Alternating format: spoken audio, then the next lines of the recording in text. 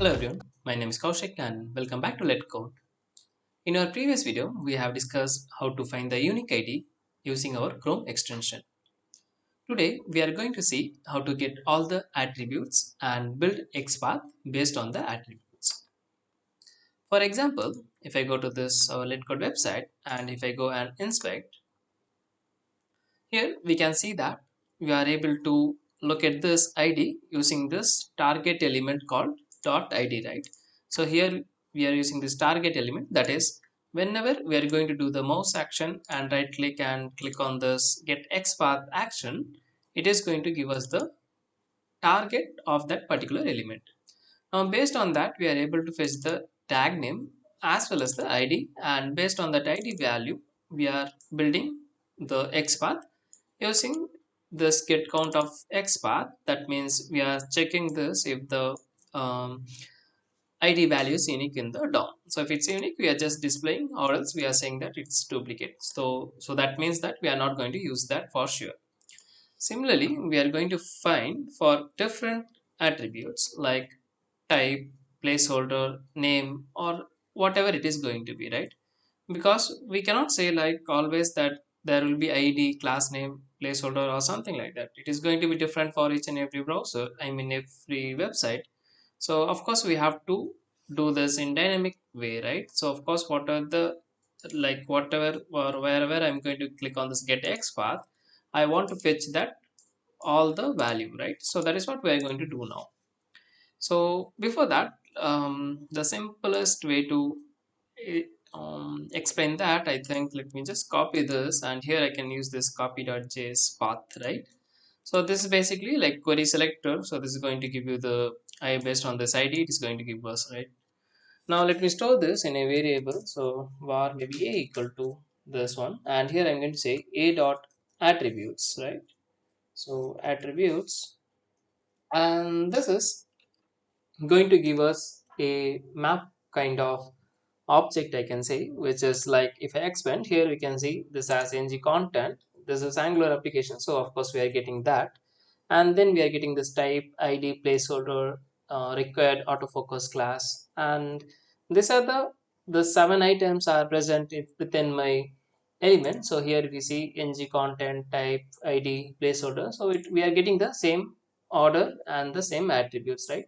Now, if I expand this, here we will see some properties to that. For example, node name, that means type or name, that is type, and the value is going to be node value is going to be name, right?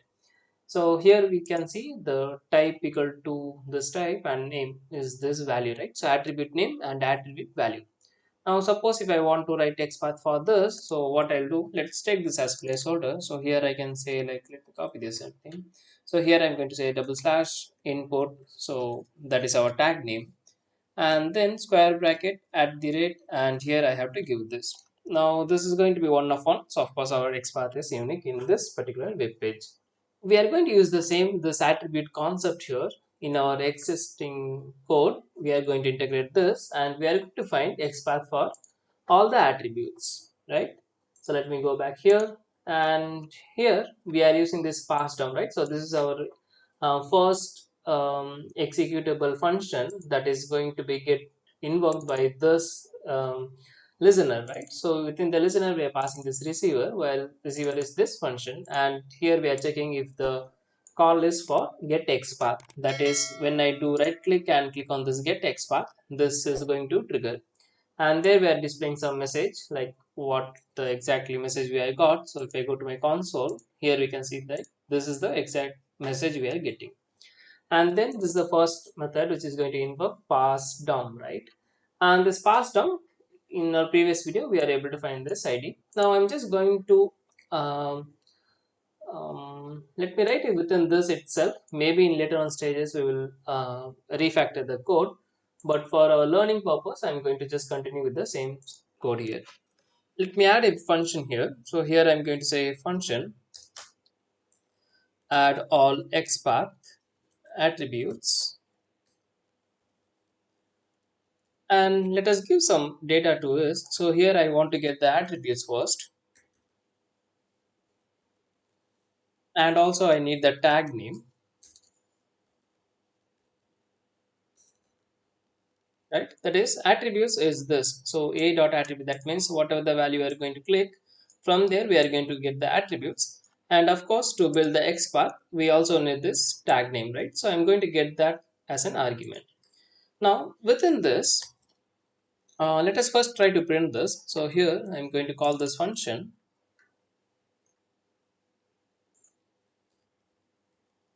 and here we already stored this tag name, right? So I'm just going to pass this tag, and here I'm going to pass the attributes.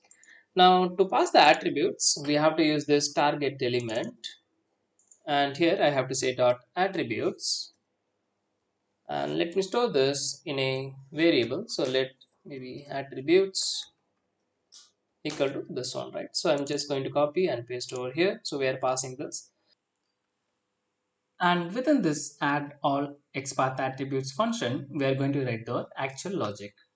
So here I'm just going to sys out as of now, I mean the console.log. So here I can say attributes, and then also we will print this tag name.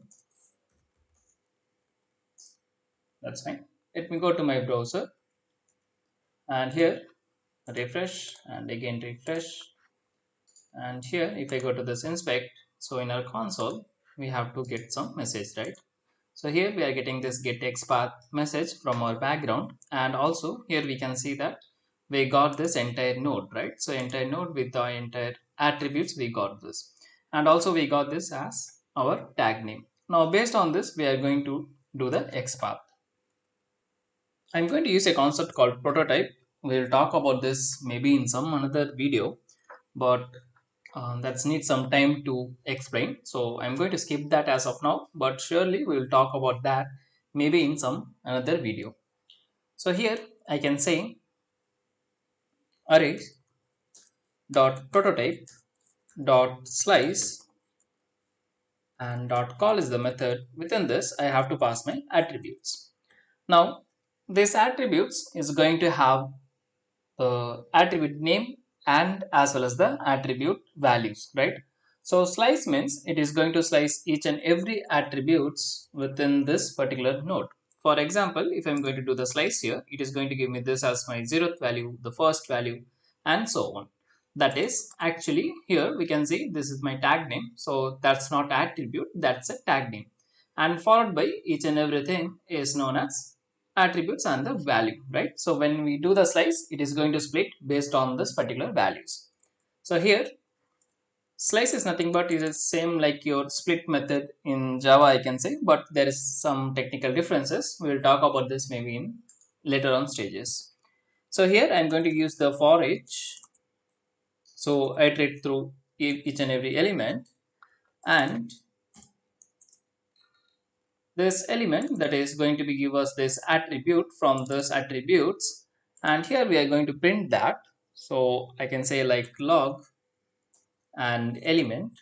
Let us see what it's going to give us, then we will express the, I mean we will build the XPath. So refresh and refresh, and if I go to my console and if I click here, so here we can see it gives us all the value using the slice, right?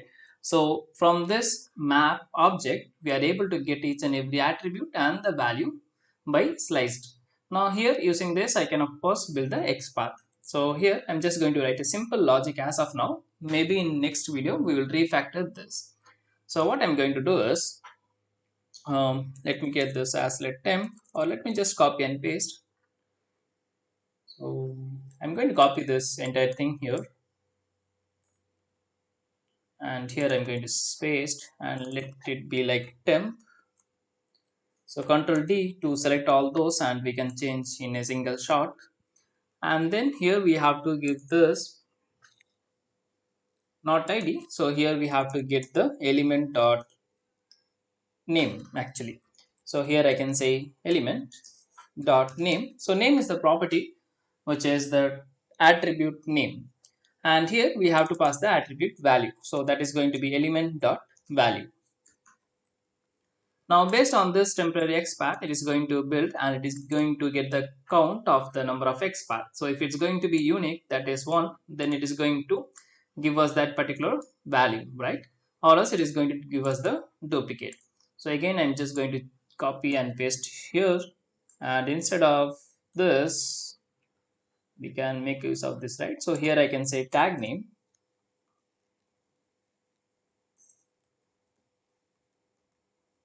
Okay, I think that's it. So let's go and refresh again. And here if I'm going to add XPath, get XPath, so here we can see that the count of the XPath is 0, so that means it's duplicate, and we are getting duplicates. So everything is duplicate. No, that should not happen. So let us check again. I'm just going to comment this as of now, and here we'll just, okay, I'm printing this ID pattern that is not available here, so we have to print this temp here. And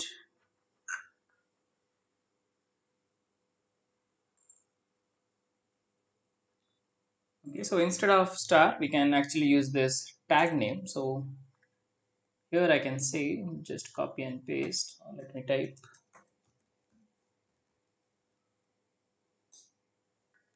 and actually this should be tag name, right? We are using something else, I think, so that is the reason we are getting some wrong information. So let me just correct it and refresh this again.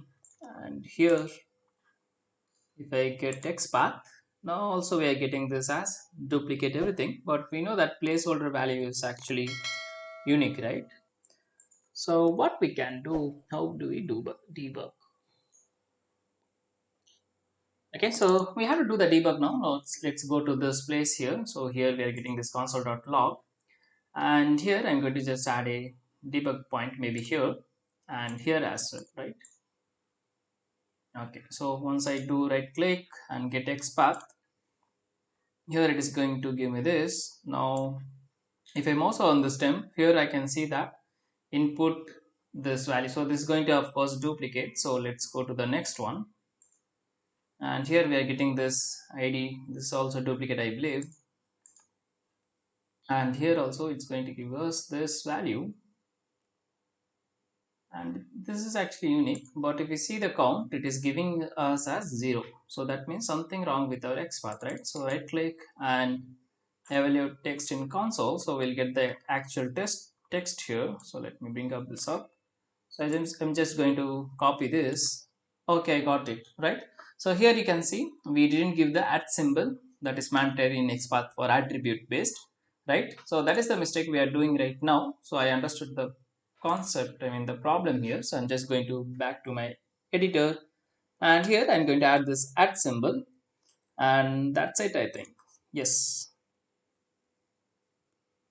So we can actually display this again. We know to create this again. So let me just delete this, and here so we are getting the tag name, then we are using this at symbol, and we are attaching the name and the value, and that's it guys. So let me go to my browser and refresh the extension and refresh the page, and if I go to my console, and here if I just right click and get XPath, okay, it's debugging, which we don't need. So let me stop this, and here we can see, so the count of the XPath is 5. That's not going to be duplicate for sure. That's also duplicate. And here we can see this ID is actually unique, and this placeholder is also unique.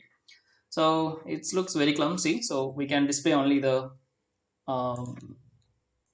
unique value, not the duplicate. So let me run again. So here I can just right click and get XPath, and here we can see, so we are getting these values exactly correct, right? So here we can see the count of the XPath is 1. So ID input name at name equal ID equal to full name, and similarly you are getting this XPath for the placeholder, right? Let me copy and go to here and inspect. So it's working fine. So we are almost done. But let us do check in some another website. So I'm just going to open amazon.in, and let us use this. So I'm just going to bring up my console first, and here if I do right click and get XPath, let me pause this. Yeah, so here we can see we are able to get so many XPath, though. So the values are like input type equal to text is unique, the input ID to search box is unique, and we are getting some value with empty value, right? So we actually not we should not use this. So in the next video we will fix this as well. And here we are getting some things which are like unique. So I'm just going to copy any of this. Maybe you can copy this. And if I go to my element tab and if I go and paste it, yes, we are getting 1 of 1. So that means, of course, we are able to achieve our goal, right? So let me give you a quick recap here. What we are doing here is, here we are using this array dot prototype dot slice. So slice is basically going to split all your attributes and the corresponding value of the entire set. And then we are using this for each. That means it is going to iterate based on the number of attributes we have. And we are just building a temporary XPath like tag name and at symbol, then followed by this name and the value. Now name and the value are properties of the attributes. And then we are just checking this count of XPath, which we already talked about it in our previous video. So if you have missed that, please kindly watch that. And then we are checking if the count is 1, then we are giving this console.log. And here we have some blocks, so we no need as of now. So I'm just going to delete this. And that's it, guys. So that's it from this video, I think. So this is pretty much cool. So in the next video we will learn how to fix the existing problems. Like here we have this value which is empty, right? So still our extension is giving us. So in the next video we will fix all these problems and maybe we'll add some another patterns in our upcoming videos. So that's it, guys. Thanks for watching. See you in the next one. If you like the video, please kindly do share and also subscribe to the channel. um See you in the next one very soon.